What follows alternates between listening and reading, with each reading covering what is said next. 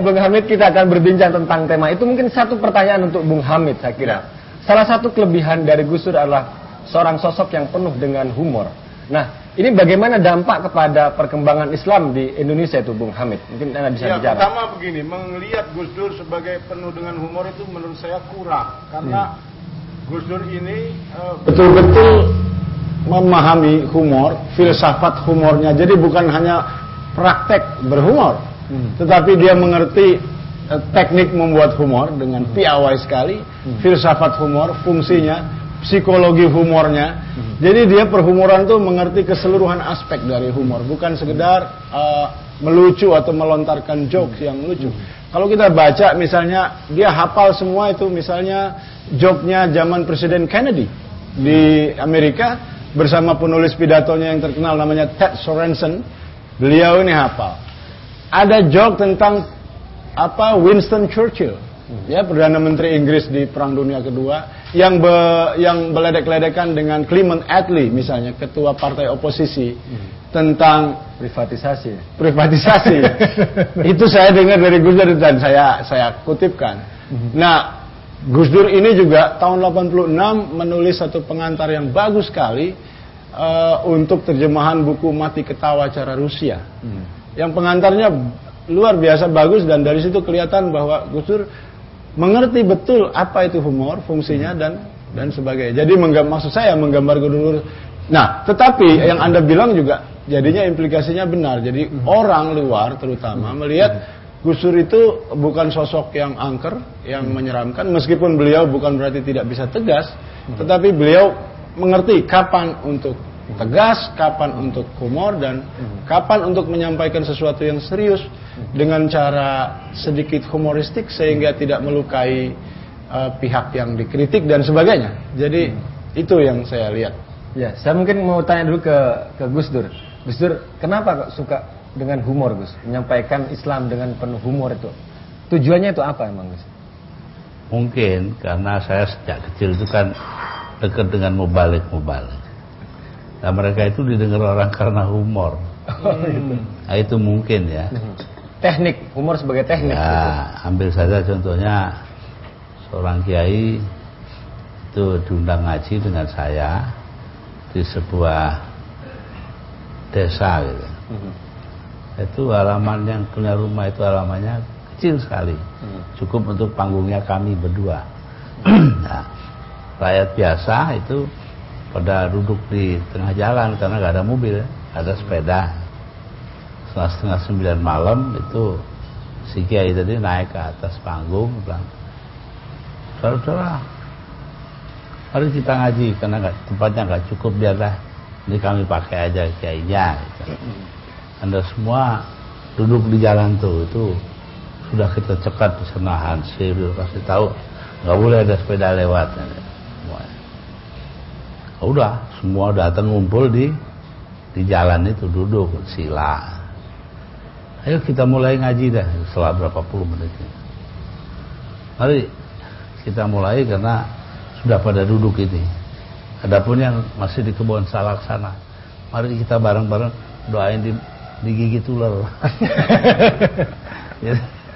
Orang ketawa semua ya, soalnya ketakutan dari 3.000 orang. Nah, itu yang menarik buat saya. Ya ceritanya. Didoakan supaya digigit ular gitu kan. Itu kan ya, akhirnya doa itu sesuatu yang baik mestinya, tetapi untuk begitu. Tapi jelas kiai itu tidak bermaksud sungguh-sungguh. Gitu ya Gus ya, kira-kira.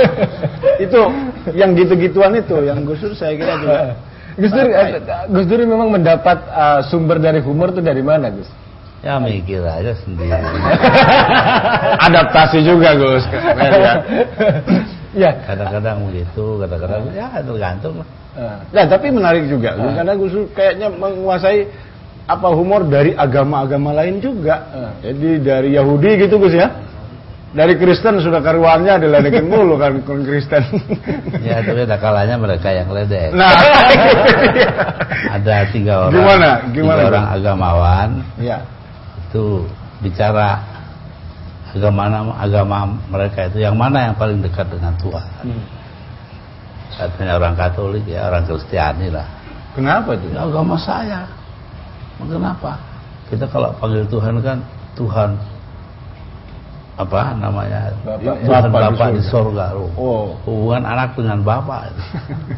Katanya orang Belanda, orang Hindu. Hindu juga dekat. Om Swastu. Om sama ponakan kan dekat sekali.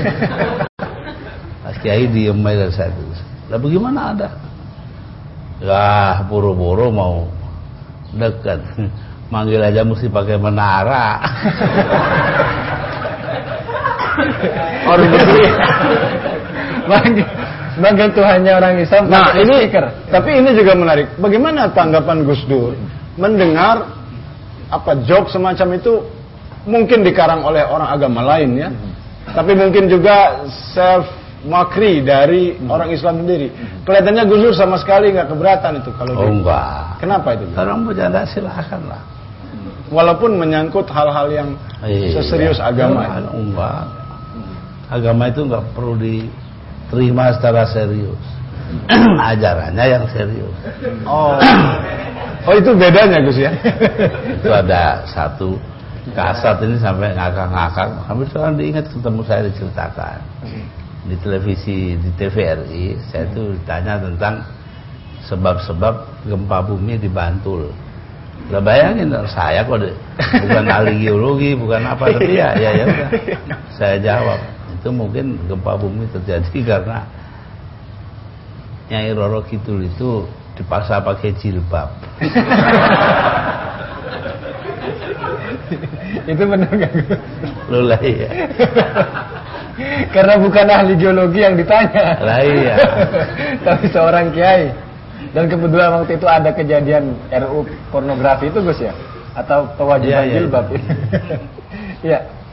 Ya Bung Hamid, Anda melihat misalnya bisa mungkin bisa membandingkan antara Gus Dur dengan sosok yang lain ya, tentang teknik menggunakan humor. Gimana? Nggak ada lawannya dalam hal itu Gus Dur saya kira ya. Karena itu tadi, tentu kita kenal banyak sekali kiai NU itu kan orang-orangnya rileks sekali ya, humornya kaya.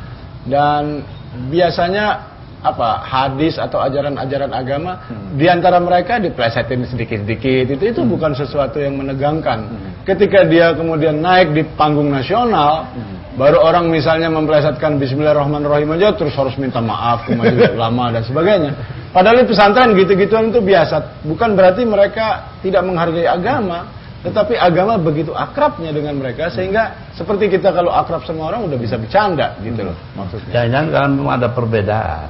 Perbedaannya gimana Gus? Nah ini contohnya kiai ngajarin santrinya membaca li'ila fi Quraisyin ila fihim rihlatas syita'i was-shaif. Loh, shaif itu berarti itu wakaf.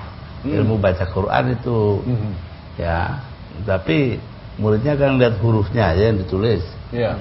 Rihlatas syita'i was-shaifi. Nah, gitu.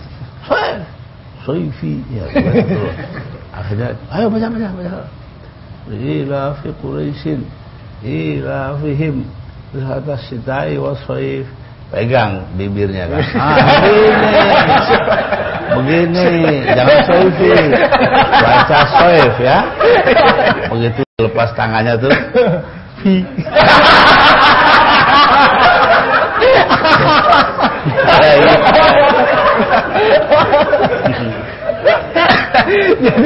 makanya kita gak boleh memaksakan apa-apa.